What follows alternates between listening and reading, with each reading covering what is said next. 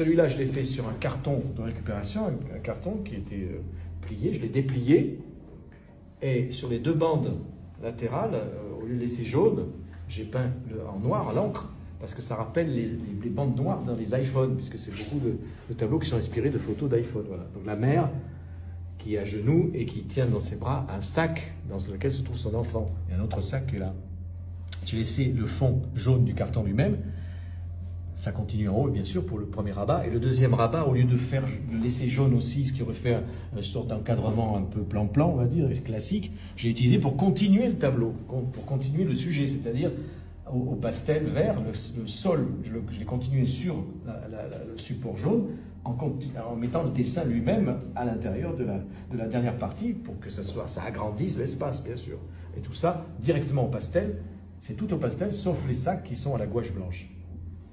Le père et le fils, grand thème. Donc le fils s'accroche au t-shirt, on appelle ça un tricot de peau à Marseille, de son père parce qu'il est affolé évidemment. Il est affolé par les bombardements, il est affolé par la mitraille. Il n'est pas encore blessé.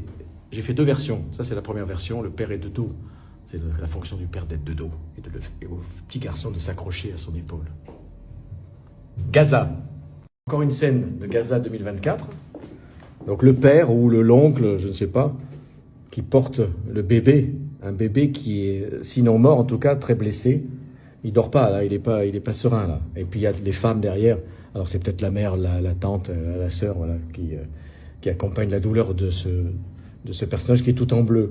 Même les moustaches, la barbe, tout est bleu. Et ça a été fait au feutre et au marqueur. Ça, c'est une technique que j'ai. Je prends plusieurs feutres dans la même main, comme Roland Coeur qui jouait de 3 saxos à la fois, et je passe la peinture avec. C'est-à-dire qu'on peut faire de la peinture avec n'importe quoi, même avec des feutres de couleur. Alors celui-ci est plus grand, format raisin on appelle ça, c'est 50-65 cm. Voilà. Et toujours avec les bandes noires à l'encre qui rappellent les bandes noires de l'iPhone, pour montrer que ça a été fait d'après des photos mélangées que j'ai vues évidemment sur Twitter, sur des iPhones, prises par des iPhones directement sur place à Gaza. Voilà. Alors c'est une scène un peu d'affolement, c'est une sorte de morgue où en bas d'un immeuble qui a été détruit, il y a des morceaux de tôle qui sont là, des morceaux de mur et une poubelle rose. Et puis il y a un type avec ces fameux gants bleus qui sont de chirurgien ou de docteur qui amène un drap blanc pour couvrir les cadavres. Cadavre de qui? D'un enfant déjà, carrément les bras en croix, il y a du sang partout, voilà. Et d'un autre jeune homme un peu plus âgé, voilà, qui a la main complètement déchiquetée, il a du sang qui coule partout, voilà. Et puis une fille qui est là au premier plan, qui a dû recevoir une balle en plein front. Voilà. Et là encore, ses serre-cheveux pour faire ses couettes roses aussi. Voilà. Et comme c'est un plan vu par-dessus, on voit le début des pieds avec les claquettes qui sont là. Voilà. C'est une scène assez courante, malheureusement, de ce qui s'est passé à Gaza au début de l'année 2024 et à la fin de l'année 2023 aussi. La mère et le fils, cette fois-ci, ça change et ça existe évidemment. Tout cela a existé et existe encore. Donc la mère serre dans ses bras son fils blessé.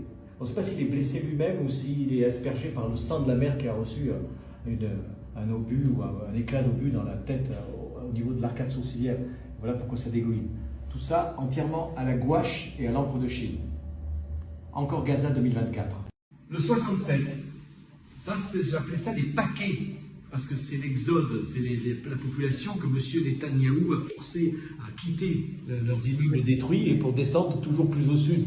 Là, on en est à Rafah. Et là, c'est une famille qui est un peu dans la panique. Le garçon sourit quand même parce que il est en position de courir.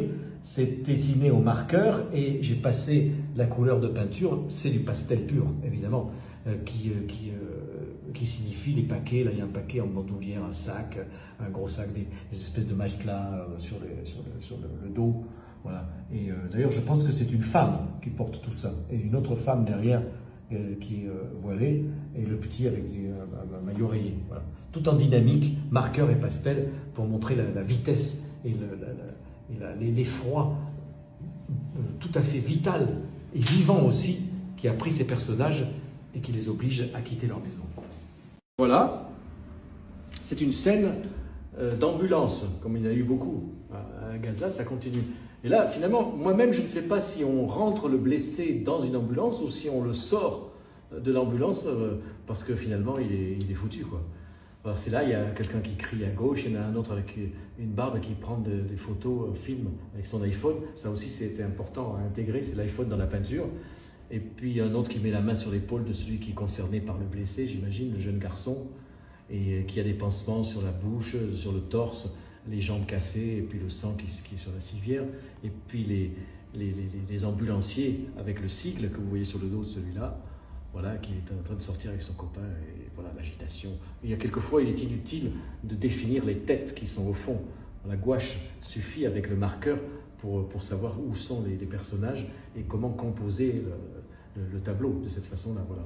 Et ça, c'est une scène tout à fait courante, malheureusement, de ce qui s'est passé à Gaza et qui continue encore, évidemment, à avoir lieu dans des conditions épouvantables. Vous remarquez que j'oublie jamais une claquette ou une sandale pour montrer que sous ces fameux terroristes sont souvent des plus que civils, des innocents, bien sûr. Tableau 24. Il s'agit d'un bras qui sort des décombres, des ruines d'un immeuble qui s'est effondré à cause des bombardements. Alors il n'y a plus que le bras qui sort et il y a du sang qui coule des mains, bien sûr, parce qu'il est mort, là, le personnage. C'est fait sur un carton gris. Pourquoi? Parce que j'ai beaucoup de cartons que j'ai accumulés et je m'en suis servi pour cette exposition parce que le gris rappelle évidemment le gris de la pierre, de la pierraille, que je retouche aussi avec des touches de blanc pour donner cette impression de poussière et de désordre, de chaos pierreux. Voilà. Tout ça au pastel. Voilà. Il n'y a rien d'autre. C'est que du pastel direct sur carton gris. Et c'est une scène très coutumière, hélas, de ce qui se passe à Gaza en ce moment. Alors voilà ce qu'Israël a fait de Gaza, une ville détruite. Et voilà ce que moi j'ai fait de la ville détruite. J'ai choisi, pour une fois, un dessin au feutre, sans couleur, sur la couverture d'un carnet que j'ai arraché, il y a encore la reliure, et je l'ai laissé parce que ça donne un côté pansement un peu, comme de la gaz pour Gaza. Et tout est au feutre, plutôt détaillé bien sûr, avec des hachures, de la fumée qui sort, là, les immeubles déglingués, avec des antennes tordues, les nuages, voilà. Il n'y a pas un seul personnage, c'est un paysage pur au dessin, voilà, pour changer un peu, de montrer le côté lugubre aussi de certaines fois où la ville est tellement enfumée. C'est pour ça qu'il y a deux couleurs, et c'est une couleur qui était, c'est pas moi qui ai rajouté du gris, il a été comme ça, le carton du cahier que j'ai arraché pour faire le tableau. Ça donne ce côté embrumé, comme je dis, de la poussière et de la tristesse de la ville qui est complètement ravagée. Voilà. Encore une scène, non vécue par moi, mais vécue par eux, c'est l'essentiel. Comme si j'y étais. Extraite des ruines. On voit des amis ou un père avec son grand-fils qui sortent des décombres, le cadavre d'une petite fille qui est blanc, j'ai laissé le blanc du papier, et tout a été fait au feutre, au crayolor et au marqueur. Voilà, les feutres pour les pavés, par exemple, les crayolors pour les habits, toujours des habits lumineux et frais, puisque n'oublions pas que tout ça s'est passé en octobre, novembre, décembre, il fait encore très beau là-bas à Gaza, c'est une lumière presque d'été. C'est pas un été indien, c'est un été palestinien. Et puis ils ont toujours des vêtements, là il est avec le survêtement, les claquettes, voilà, les silhouettes au fond, voilà, et on y est. Et ils la sortent des ruines, et malheureusement, elle est morte. Voilà, comme tous ces enfants massacrés sur l'autel d'Israël. Le mur, il y a longtemps que je voulais le faire, et c'est le dernier tableau que j'ai fait parmi les 90. Vendu, désolé, il fallait se dépêcher. Ça, je l'ai fait sur un carton qui était bleu déjà. Il y a pas mal de cartons que j'avais accumulés et je m'en sers pour faire les peintures. Donc, il était fendu, j'ai laissé les fentes, ça gêne pas. Le bleu, évidemment, c'est le bleu du carton. Et je suis parti de ce logo, c'est un logo avec des cercles blancs. Ça m'a donné l'idée de les continuer et de dessiner au marqueur le barbelé, les différents barbelés, voilà, avec les barres de fer qui servent à édifier cet ignoble mur de séparation. Vous avez entre Gaza ici et Israël. Voilà. Puis j'ai recouvert un peu tout ce que je pouvais comme logo, comme dessin du carton même. C'est du carton je ne sais pas pourquoi, pour une boisson quelconque ou du papier. Là. On a encore quelques fleurs là, ou un papillon que j'ai laissé au milieu des immeubles. Voilà, de l'herbe. Le bleu, ce bleu ici, c'est pas moi qui l'ai fait, ça fait partie du carton, il est imprimé. La mer, d'un autre bleu, voilà, avec quelques habitations, de la verdure et des silhouettes errantes qui passent par là et qui sont comme en prison, comme dans une promenade qui semblait éternelle jusqu'au 7 octobre.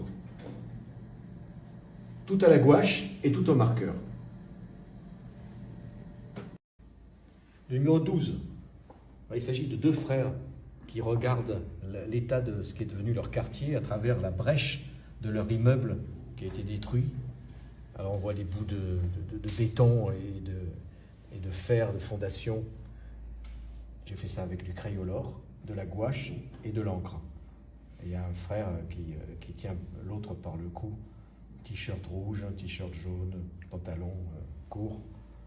Pas besoin de faire leur visage, parce qu'on sait ce qu'expriment ces personnages sans avoir besoin de dessiner les yeux, la bouche, le nez. Ce que j'aime, moi, personnellement, dans le tableau, c'est le bras avec la main qui passe par-dessus celle de son frère et le doigt qui est pointé vers quelque chose qui est hors champ. On imagine de quelle horreur il s'agit. Voilà, encore une scène qui existe à double titre. Là-bas, quand ça s'est passé, et ça m'a inspiré pour faire ce tableau, et maintenant ici, des mois après, et peut-être pour plus tard encore. À la soupe, c'est ce qui se passait quand les bombardements étaient tellement intenses que tout a été détruit, qu'ils n'avaient plus rien à bouffer, les Gazaouis. Et il y a un type qui s'est proposé pour organiser une sorte de don de soupe pour les plus affamés. Et ça m'a inspiré ce tableau qui m'a donné beaucoup de mal parce qu'il était difficile à composer. C'est ce personnage-là qui m'a créé le plus de difficultés. Il fallait trouver la bonne couleur du sweatshirt qu'il a, on peut dire avec une capuche.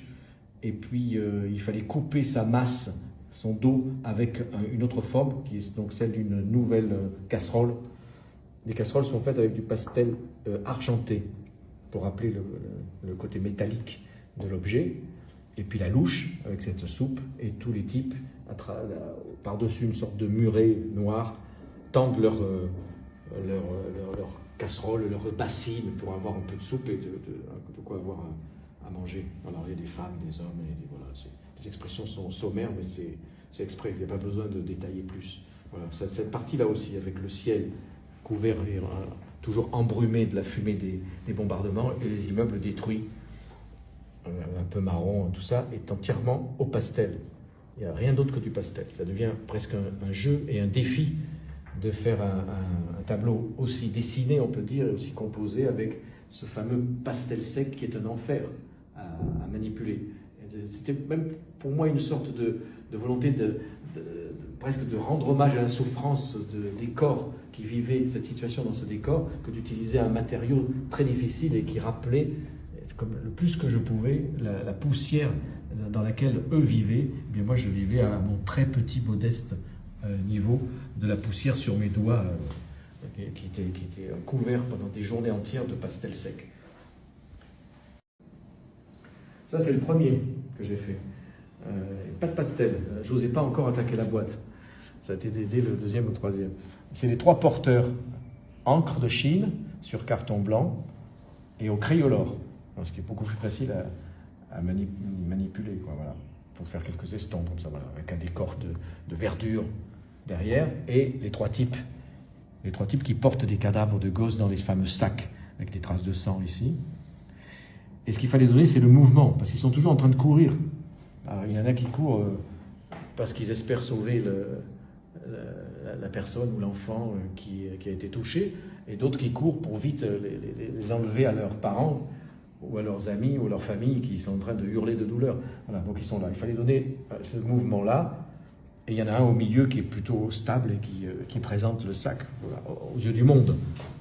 Ce monde qui souvent ferme ses fameux yeux. On l'a vu, surtout le monde médiatique. C'est comme des capotes de fiacre qui se referment sur les yeux, qui ne veulent pas voir. Et lui, il court, et l'autre aussi, avec une espèce de blouse de chirurgien de fortune. Avec les enfants, il y a encore les têtes qui apparaissent. Et puis, hop, vite. Vite vers la mort. Caresse ultime. Celui-là est entièrement au pastel, toujours, sauf les bandes de smartphone. Évidemment, ça devient récurrent dans les tableaux de l'exposition Gaza. Particulier, parce que l'angle a été choisi de sorte de rendre presque abstrait la scène et les personnages qui sont intégrés dedans. On a une dame voilée qui penche la tête sur son enfant qui est mort. On voit d'ailleurs à travers le drap la plaie et le sang de sa chair. Il a été bandé aussi à la tête. Et on voit au tremblement que j'ai fait au pastel sec avec la main, les lèvres qui sont encore frémissantes et qui sont quand même marquées par la mort. Et elle lui caresse le menton de sa main, c'est la sienne évidemment, et il y a aussi les taches bleues du vêtement qu'elle a sous son voile. Et autour d'elle, c'est ça que j'ai voulu bien développer dans toute la série, puisque ce sont des scènes presque vues, en tout cas qui ont existé. Il y a donc un personnage en gris, peut-être une femme, moi-même je ne veux même pas le savoir, et qui lui tient l'épaule pour la consoler. Il y a un autre type qui a la main droite, comme ça, avec la manche relevée. Et puis un autre personnage dont on ne voit que la main, qui lui caresse à l'enfant mort le front, ou qui vient peut-être même de lui fermer les yeux. Une autre main encore, ici, qui est hors champ. Le personnage est hors champ et on voit à peine sa main ici. Et donc la sienne, c'est la principale, c'est ce geste très maternel de la main ouverte, et par la paume, elle lui caresse le menton. Voilà. Donc il y a 1, 2, 3, 4, 5 mains dans cet espace réduit, qui est celui du smartphone tel que j'ai vu la scène et que j'ai voulu la retransposer avec mon pastel magique. Pour moi, ce qui donne la dimension picturale pour le coup de tout le tableau, c'est cette trace verte au pastel sec, direct comme ça, comme un coup de pinceau, mais c'est un coup de bâtonnet, et c'est un vêtement, on l'interprète comme un vêtement, voilà, ça peut être qu'un vêtement. Et il est là, bien placé, c'est là qu'il le fallait pour faire vibrer tout le tableau et qu'on en soit encore plus ému. 4 anges assassinés. 4 anges assassinés, non pas 4 anges assassinés. Les titres aussi sont un peu piégés. Voilà, alors ça, c'est une des grandes pièces de l'exposition, parce que par son format et son support, c'est des cartons qu'on trouve dans les supermarchés qui sont entre les packs de bouteilles, par exemple les Evian, et hop, il y a un petit carton assez gris qui est de ce format-là. Il m'est arrivé dans les supermarchés de déplacer des packs pour avoir ce carton, parce que j'aime beaucoup cette texture, et puis ils sont arrondis, et ils peuvent absorber parfaitement la peinture et la gouache, et l'encre. Donc toujours pareil, les 2 barres noires, pour montrer que c'est d'après des images vues sur iPhone, pour resserrer la scène. 4 enfants dans leur linceul blanc, le blanc est passé à la gouache, et les têtes sont à la fois au pastel et au carton lui-même. C'est le carton que j'ai laissé vierge pour pouvoir laisser apparaître la peau massacrée par les impacts. Et ensuite, c'est des dégoulinures de sang. Alors, il y en a qui m'ont demandé comment je faisais le sang. Alors, je dis, je me tranchais moi-même les veines, ou je pleurais tellement sur Gaza que j'avais des larmes de sang. Bon, évidemment, ce sont des écoulements qui sont à l'encre. C'est un mélange, une petite fabrication de mon cru, de plusieurs encres de couleur sénélier que je mélange pour arriver à ça, des textures. À côté, il y a un autre tableau, là, par exemple, où on voit plus encore les gouttes en relief, presque. Voilà. Donc, ils sont dans une espèce de tiroir, c'est ça qu'on voit réellement, qui sont souvent en inox, c'est argenté. Voilà pourquoi le fond, ce sont des coups de pastel argenté. Et ça donne ce côté satiné, en plus du pastel noir qui est passé entre les corps des enfants.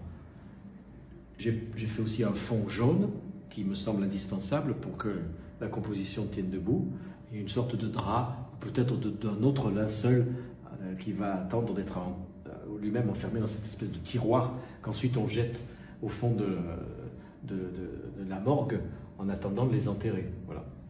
Évidemment, c'est des expressions.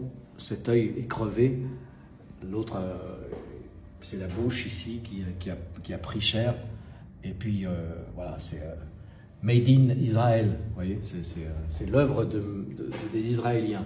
Et il continue à dire, j'ai vu Bernard Lévy qui disait, mais pas du tout, c'est une armée extrêmement précautionneuse qui fait attention justement de ne pas tuer les civils.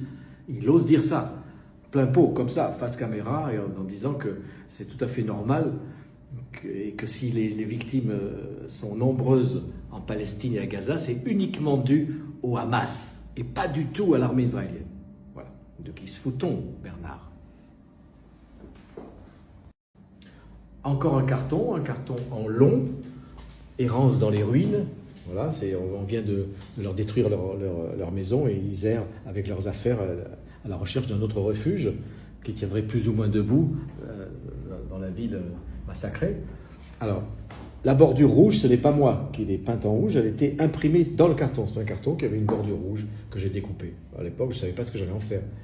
Et là, ça m'est apparu évident de faire ça, une scène plutôt cinémascope, avec de l'encre pour le dessin et puis du pastel, toujours mon fameux pastel. Même pour le ciel, on dirait de l'aquarelle, mais c'est du pastel. Et puis les habits sont du pastel, la femme avec son paquet, le père avec un autre sur l'épaule, et puis le petit garçon à la main. Voilà, là aussi, ils marchent tous, voilà, au milieu de tous ces débris, ces gravats. Un morceau de béton comme ça qui est là, qui est fendillé. Au loin, il y a une mosquée. Et le blanc sert à désigner les immeubles. Et là, il y avait encore le logo de ce carton, je ne sais même pas ce que c'était, et je l'ai laissé, parce que c'est trop facile de vouloir couvrir absolument tout pour cacher que c'était un carton qui n'était pas fait pour peindre dessus. Voilà. Moi, j'aime bien laisser des éléments du carton tel qu'il était, ça ne gêne absolument pas. Comme je le dis souvent, j'avais fait dans la précédente exposition un portrait de Claudel, il avait une cravate, et sur la cravate, il y a marqué 20, le chiffre 20. Et c'était évidemment imprimé dans le carton. Un carton, il y avait marqué 20, je ne sais pas, il y avait 20 pièces de je ne sais pas quoi, de bouteilles d'eau, je ne sais pas, n'importe quoi, ou de boîtes de conserve. J'ai laissé le 20 parce que c'était drôle. Personne n'a remarqué qu'il y avait marqué 20 sur sa cravate, on trouve ça normal. Que Claudel, à l'âge de 80 ans, porte une cravate avec le chiffre 20 dessus sur le nœud. Voilà. Donc là, on est vraiment dans une scène assez familière des Gazaouis qui n'ont plus de chez eux et qui sont en train d'errer au milieu du désastre de ce que sont devenus leurs bâtisses. Rangée de gosses morts. Celui-là, il est entièrement fait au feutre. Il n'y a pas de pastel, il n'y a pas d'encre, il n'y a rien, c'est que du feutre. Donc c'est 6 gosses comme ça, les uns à côté des autres, en rang d'oignons, qui sont posés sur une table, dans une sorte de morgue, j'imagine. Il y a un type en noir avec des baskets là, qui regarde ça, et nous on les voit d'un autre angle. Alors, le premier plus livide que les autres, l'autre un peu marron. Ils ont tous des sortes de...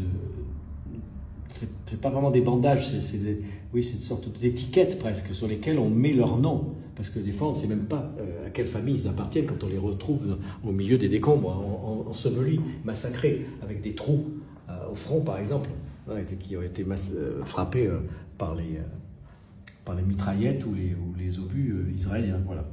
Et là encore, quand on voit ça, c'est encore nié par les grands chefs de l'armée israélienne ou les commentateurs, c'est encore pire, les commentateurs d'ici.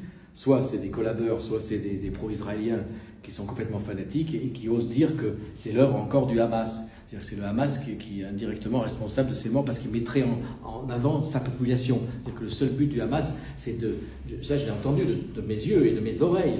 J'ai entendu ça de mes yeux et j'ai vu ça de mes oreilles. Des ordures télévisées qui osent dire que c'est la seule préoccupation de la résistance palestinienne, c'est de se servir des gosses comme des boucliers et hop, à s'enfouir dans les tunnels pour se planquer.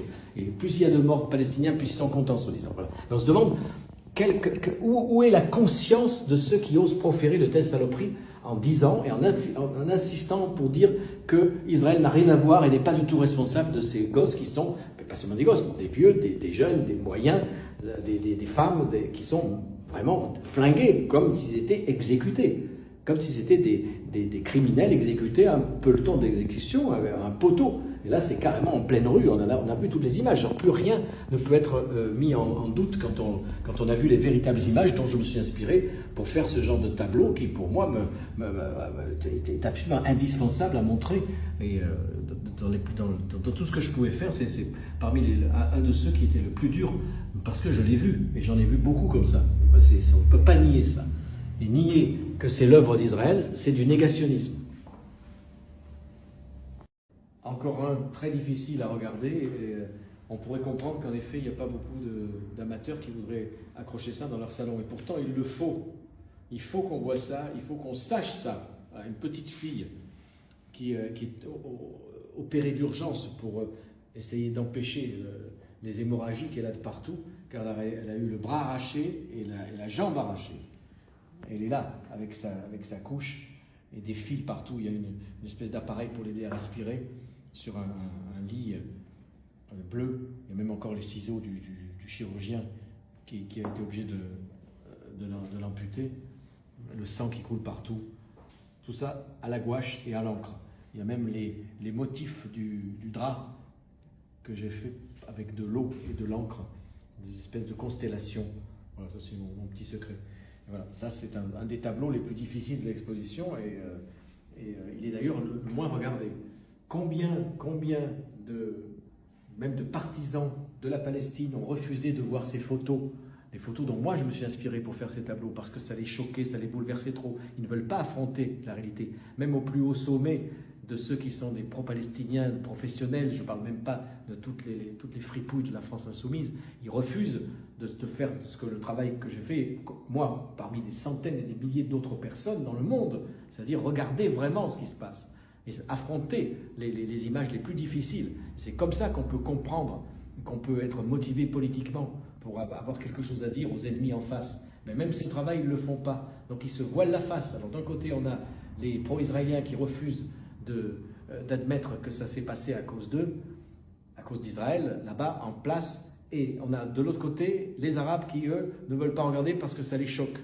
Ça, pauvres chochottes, ils ne veulent pas être bouleversés dans leur petit système névrotique de personnes qui finalement nient la réalité. C'est encore une négation de la réalité. C'est peut-être ce que je supporte le moins au monde, de nier la réalité, puisque la réalité, c'est ça la vraie vie, même si elle est difficile à admettre et à regarder en face. Vive la petite fille morte.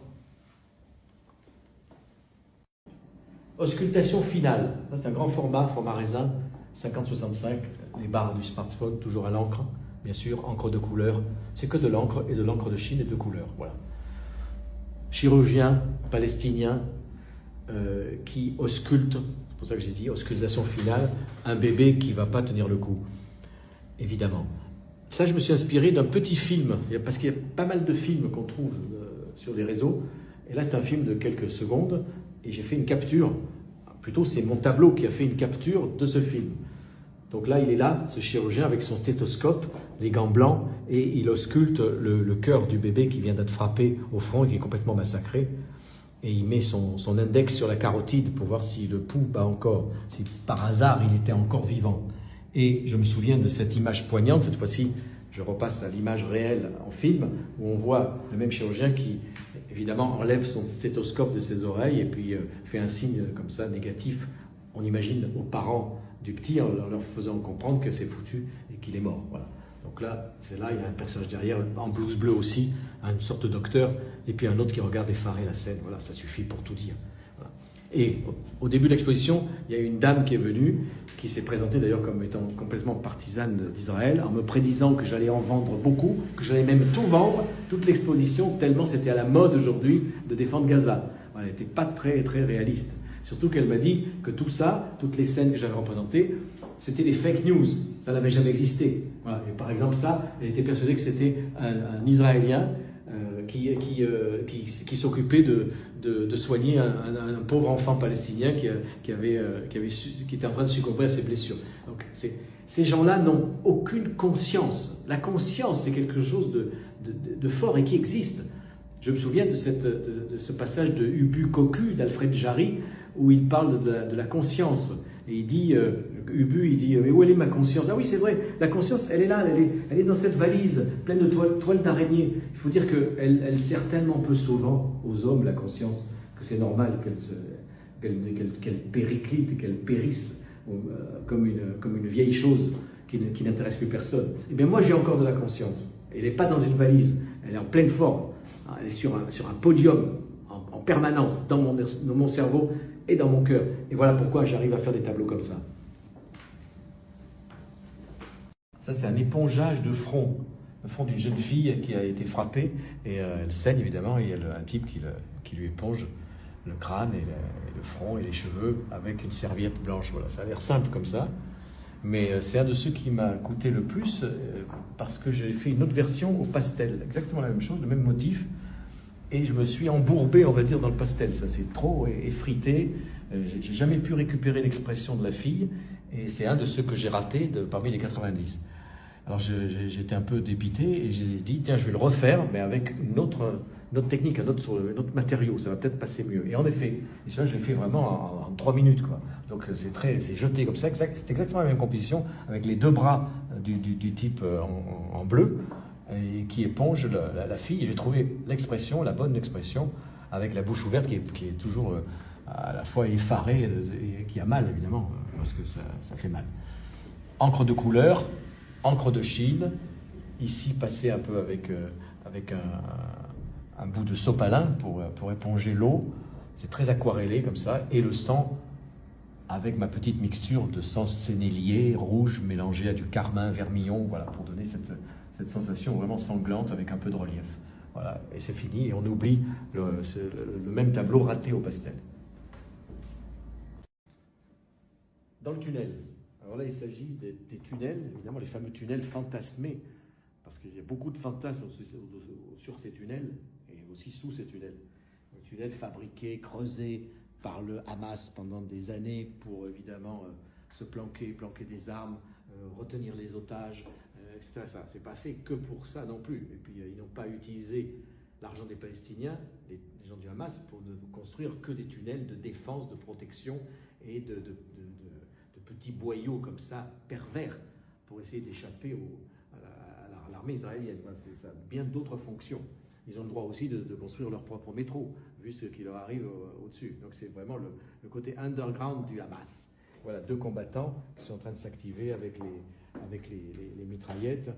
Donc j'ai fait ça au pastel entièrement, donner les courbes du tunnel, qu'on soit bien dedans. Et un type qui fait ça avec la main, peut-être pour arrêter un photographe.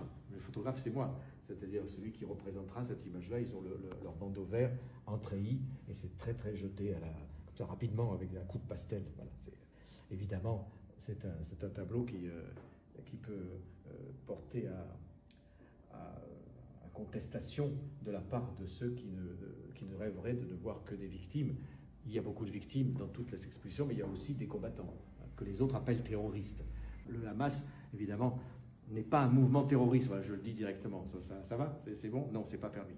Voilà. C'est un mouvement de résistance qui a employé une technique terroriste pour en effet terroriser les Israéliens qui occupaient leur territoire depuis 75 ans. Voilà la vraie définition. Ça ira? Non, ça ira pas. Tant pis que ceux qui ne sont pas contents nous écrivent, ils ont perdu. Consolation. Celui-là pourrait de loin être pris pour un tableau abstrait, c'est-à-dire ce que je voulais. Parce que qu'est-ce qu'il y a de plus abstrait que la consolation, surtout dans les pays occidentaux. Dans les pays orientaux, c'est très concret, c'est très pragmatique et très, très beau parce que c'est réel. Là, il s'agit d'un père avec la tête complètement courbée avec son crâne sur le sac dans lequel se trouve son fils mort. On voit la tête du petit ici, avec les traces de sang, et puis encore du sang qui s'est imprimé sur le sac parce qu'il a dû saigner du tronc, de la hanche ou des jambes. Voilà, toujours ces sacs qui sont fermés, qui sont noués un peu. Ça fait presque comme des paquets cadeaux, on pourrait dire.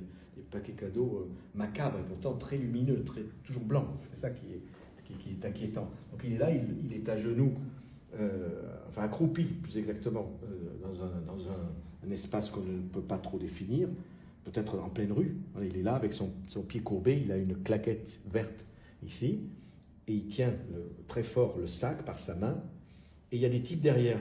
Voilà, qui regardent et qui le soutiennent moralement. Donc un type en bleu avec un jean, les bras sont ici, un pantalon noir, un autre qui se penche en vert avec la silhouette de sa tête aussi, pas besoin de définir ce qu'il y a sur la tête. Et puis c'est là où est la dynamique du tableau, c'est le bras encore hors champ de quelqu'un qui est là et qui lui tient l'épaule, il lui appuie sur l'épaule comme ça pour le soutenir. C'est presque comme une serre d'aigle, une serre d'amitié, de fraternité, d'amour sur l'épaule de son sweatshirt à stripes pour soutenir ce pauvre homme qui est en train de réaliser qu'il a perdu son enfant pour toujours. Voilà. Ça, c'est ça. Tout au pastel, pas d'encre, pur comme ça, et éclaté dans la touche des bâtonnets que j'ai lâché sur la page et sur l'espace blanc. Le gosse et son chat. Voilà. Alors ça fait partie des thématiques plus soft, on va dire, quoique. Et d'une série de portraits, c'est ce que j'appelle les portraits estompés que j'ai fait. Il y en a plusieurs, il y a d'ailleurs celui-là aussi avec un autre garçon pour lequel j'avais choisi pour faire le flyer, hein, qui lui a des impacts de balles. Là c'est plus doux, c'est un garçon qui a la tête bandée, qui vient d'être soigné par les secours et qui a retrouvé son chat au milieu des décombres, parce qu'il croyait l'avoir perdu. Il y a beaucoup d'images qui existent, qu'on voit sur Twitter avec un chat, des chats errants et qui cherchent un peu de nourriture, parce que les bombes, elles n'épargnent pas les animaux non plus. Voilà. Et c'est au pastel, entièrement au pastel, avec l'expression du petit, les cheveux relevés, le chat aussi, qui a les yeux bleus. Et le fond, je les ai fait tous comme ça, les portraits, c'est-à-dire c'est du pastel, de la poussière de pastel que j'ai fait tomber exprès, sans même réfléchir aux couleurs d'ailleurs. Je ne savais même pas c'était... Parce que quand un pastel est terminé, je les poussette un peu comme ça sur la surface pour que la poussière s'évacue. Parce que sinon, elle reste figée sur la page et de toute façon, ça salit tout. Et cette poussière-là, elle est sur le papier journal, par exemple, sur lequel j'ai fait le dessin. Et là, j'ai versé sur le fond sans même savoir ce que c'était comme couleur. Ça n'a aucune importance. De toute façon, la couleur n'a aucune importance dans la peinture. J'espère que je n'apprends rien à personne. Picasso, d'ailleurs, il a dit si j'avais plus de rouge, de vert, ben, je mets un bleu. Et si j'ai plus du tout de peinture, je peindrai avec ma merde, il a dit. Donc ça prouve bien que ça n'a aucune importance, quelle que soit la couleur, puisque c'est le rapport de la couleur avec une autre couleur. Mais la couleur en soi, on s'en fout, bien sûr. Ça, c'est pour les professeurs d'art plastique dans les écoles. Donc j'ai pris la poussière de pastel et puis je l'ai étalée à la main. Voilà. Et ça fait évidemment ce fond totalement estompé, comme je dis, avec beaucoup de douceur, un côté velouté, et en mélangeant plusieurs couleurs. Il y a ça dans tous les portraits que j'ai faits. Et quelqu'un m'a dit que ces portraits rappelaient aussi les portraits des martyrs tombés au combat, qu'on peut voir, par exemple, que j'ai vu moi, de mes propres yeux, sur des mâts, comme on voit dans les villes, avec des affiches pour des films ou des pièces de théâtre. Au sud Liban, c'est des grandes figures comme ça, des martyrs, des types, des jeunes, souvent c'est quasiment des enfants, qui sont sur toute la route du sud Liban qui amène jusqu'à la porte de Fatima, et on voit ces types-là, ces jeunes, qui sont évidemment, c'est des photos, mais avec les photos qui ont été retouchées, avec des fleurs, des couronnes, avec ce côté estompé. C'est ça que j'ai voulu aussi rappeler un peu. Ils sont vivants, mais ils sont déjà des martyrs. Et voilà. Et donc, félicitations à celui qui a acquis ce tableau. Il saura se reconnaître. Le père et la balustrade. Vous voyez, il y a beaucoup de pères dans mon exposition. Il faudrait faire le compte, on le fera peut-être un jour, entre les tableaux qui représentent des pères et des tableaux qui représentent des mères. On dirait même que le père le palestinien père est une figure essentielle de la peinture sur cette actualité-là, parce que c'est une peinture d'actualité. Et les relations terribles entre les pères et les cadavres de leurs enfants est récurrente dans tous les tableaux que j'ai choisi de peindre et de montrer. Donc là, il s'agit d'un père, évidemment, qui a recueilli sur ses genoux le cadavre de son fils, dans toujours ces draps, ces fameux linceuls blancs que je compose par la réserve du papier, sans avoir besoin de rajouter de la gouache ou du pastel. Là, il n'y a pas du tout de pastel, c'est purement aquarelle, gouache et encre de Chine. Le visage bleui et blême du petit, avec quelques traits, comme ça j'ai représenté les sourcils et le cil, et puis la bouche. Ça c'est très typique, parce que maintenant je commence à avoir vu pas mal de morts, et pas seulement sur Twitter, avec 2 traits, on représente très bien la bouche qui s'affaisse sur le menton du petit cadavre. Il n'est pas bien rasé, il est recueilli lui aussi, et sa souffrance est visible, évidemment. Toujours les claquettes, ces fameuses claquettes. Alors on m'a dit, moi, à un moment donné, on disait que j'étais un baboucholâtre, parce que j'adorais les Arabes et tout ça, et maintenant je peux dire que je suis un claquettolâtre, c'est-à-dire quelqu'un qui adore les gens qui sont en claquettes. Parce qu'il ne faut pas oublier que, encore, nos amis, soi-disant, c'est ironique, hein, beurre arabe français, ils détestent des types qui sont en claquettes, qui sont comme des clodos et qui évoluent dans des ruines et des décombres pour essayer de survivre et de sauver leur territoire. Non, eux ce qu'ils veulent, c'est pas des claquettes, c'est des Nike bien blanches. et de pouvoir être complètement intégré dans la société blanche, aussi blanche que les Nike, en France par exemple. Vous voyez, là, il ne s'agit pas de problèmes d'Arabes qui n'arrivent pas à rentrer en boîte de nuit avec leur basket et leur capuche. Les claquettes, et devient presque un symbole de résistance dans ce genre de tableau où la réalité est représentée. Et la balustrade derrière, dans cette espèce de maison avec un escalier jaune, il y a un type qui s'accoude à la balustrade et qui patiente en attendant que son copain qui vient de perdre son fils finisse d'exprimer sa douleur. J'ai même pas eu besoin de faire son visage parce qu'on l'imagine très bien.